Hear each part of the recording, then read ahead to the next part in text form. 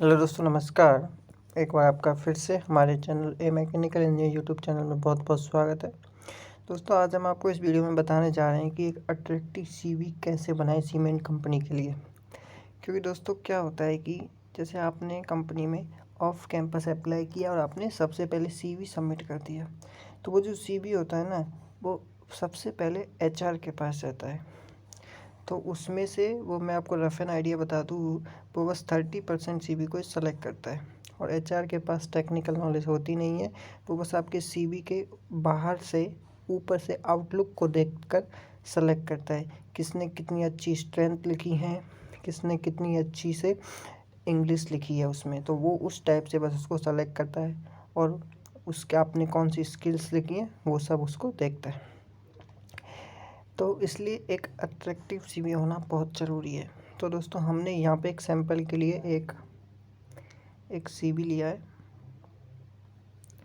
उसमें आप देख सकते हैं कि मैंने मतलब कि इसमें अंडरलाइन किया हुआ है कि कौन कौन सी चीज़ इसने गलत लिखी है। तो सबसे फर्स्ट पे तो दोस्तों ईमेल आता है। ईमेल इसमें गलत लिखा है, हम आपको बताएंगे कि अच्छे से ईमेल कैसे आपको डालना है। दूसरे में कैरियर ऑब्जेक्टिव इसने कहीं से कॉपी करके यहाँ पे पेस्ट कर दिया। इसके कैरियर ऑब्जेक्टिव को देखने से ऐसा नहीं लगता है कि ये सीमेंट कंपनी में इंटरेस्टेड है, तो इंटरव्यूअर इसको क्यों सेलेक्ट करेगा। स्ट्रेंथ एंड स्किल्स में आप देख सकते हैं इसने नॉर्मल स्किल्स लिखी है, ऐसी कोई भी एडवांस स्किल नहीं मेंशन की है जिससे कि सेलेक्टर जो है उस पर एक इम्पैक्ट क्रिएट कर सके। इसके अलावा आप इसमें टेक्निकल स्किल्स भी देख सकते हैं। इन टेक्निकल स्किल्स ये टेक्निकल स्किल्स अच्छी हैं, पर इनके हिसाब से सीमेंट कंपनी का जो इंटरव्यूअर होगा वो इनसे प्रभावित नहीं होगा। तो हम बात कर लेते हैं वन बाय वन। सबसे पहले तो short email, don't use number. जैसे कि आपने इसमें नंबर यूज़ नहीं करना चाहिए, इससे कुछ होना जाना है नहीं है, लेकिन फिर भी शॉर्ट एंड स्वीट रखिए। जैसे आपका नाम सपोज़ केशव है तो KS@gmail.com, इतना बिल्कुल सिंपल सा रखिए। अगर ये आपको नहीं मिलता तो आप और भी कुछ VK कर सकते हैं, कोई भी शॉर्ट एंड स्वीट रखो। देखिए, CV आपका 1 पेज में होना चाहिए, अच्छा रहता है, क्योंकि 1 पेज होता है ना तो पढ़ने वाले के लिए इसमें आसानी रहती है, आसानी से इसको पढ़ सकता है। अब इन्होंने जो CV बनाया 2 पेज में बनाया है, तो थोड़ा, क्योंकि उनके पास 400-500 CV आते हैं, तो अब सोचिए कि आपका CV पहले तो पढ़ना, फिर 2 पेज, उनको बहुत बोरिंग लगेगा, इसलिए 1 पेज में रखिए। ऑब्जेक्टिव, तो दोस्तों ये एक ऐसा ऑब्जेक्टिव है जो सीमेंट कंपनी के लिए फिट बैठता है। आई थिंक मैंने अपने मन से बनाया है, तो आप भी अपने हिसाब से बना सकते हैं, ज़रूरी नहीं है कि इसे ही कॉपी करके पेस्ट करें। इसमें लिखा है, I am looking for an job opportunity in cement sector in which I could contribute in company growth by applying my decent engineering and analytical knowledge। तो इसमें आपने 2 क्वालिटी मेंशन कर दी कि decent engineering and analytical knowledge. ज़रूरी नहीं है कि आपके पास डिसेंट इंजीनियरिंग नॉलेज हो तभी लिखें, आपका इसमें थोड़ा बहुत झूठ भी चलता है। और यहाँ पे मैंने लिख दिया कि सीमेंट सेक्टर पे वो बंदा सीमेंट सेक्टर में इंटरेस्टेड है। और देखिए यहाँ पे मैंने contribute in cement growth, company growth, तो मैंने फोकस किया कंपनी की ग्रोथ पर, क्योंकि जब कंपनी की ग्रोथ के बारे में हम बात करते हैं तो इंटरव्यूअर थोड़ा सा इम्प्रेस होता है कि बंदा कंपनी को ग्रोथ देना चाहता है। 5 पर एजुकेशनल क्वालिफिकेशन है, ये तो आपकी जो है वही रहेगी, इसमें कुछ मॉडिफाई नहीं कर सकते। इसके बाद आता है टेक्निकल स्किल्स।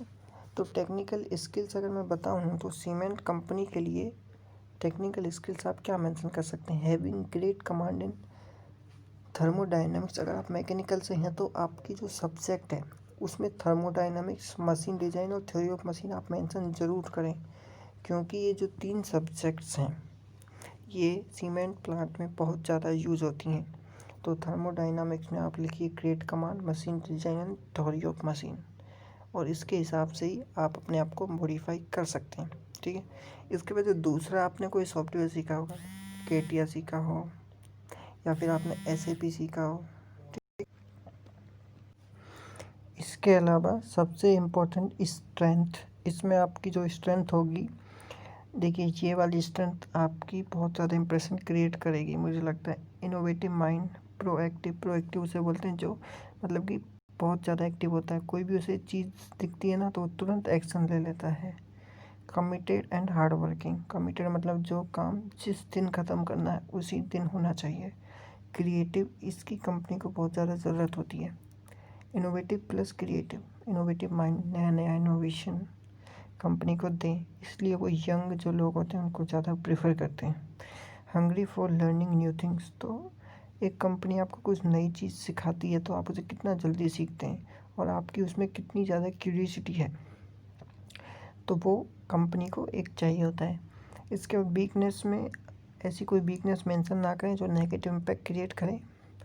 आप ये लिख सकते हैं, you can write sir, I myself find the solution of problem, so it takes me away from asking people suggestion. मतलब कि कोई भी प्रॉब्लम है उसका सॉल्यूशन वो खुद ही फाइंड आउट करेगा, ऐसा नहीं है कि लोगों के सजेशन पूछेगा। तो ये एक वीकनेस हो सकती है क्योंकि ये उसको लोगों से थोड़ा इन्वॉल्वमेंट उसका दूर रखती है लोगों से।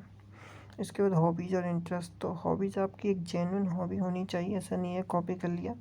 और बी स्पेसिफिक, मतलब कि जैसे कि रीडिंग है तो कौन सी बुक रीड करते हैं, लिसनिंग है तो किस टाइप के म्यूजिक आप सुनते हैं, ओल्ड क्लासिकल, कोई भी एक्टर के, शाहरुख खान, आमिर खान, कोई भी एक्टर आपके अगर फ़ैन है तो आप उसको मेंशन कर सकते हैं। Writing this kind of article, कौन से टाइप का आर्टिकल लिखते हैं, इंग्लिश, हिंदी, बॉलीवुड आर्टिकल, बहुत टाइप के आर्टिकल होते हैं। नॉवल पढ़ता है कोई। Playing which game, creating mini mechanical machines, ये भी हो सकता है। कोई भी हॉबी हो सकती है, बस एग्जांपल के लिए watch which movies, Hollywood, Bollywood. तो बस यही है आपका।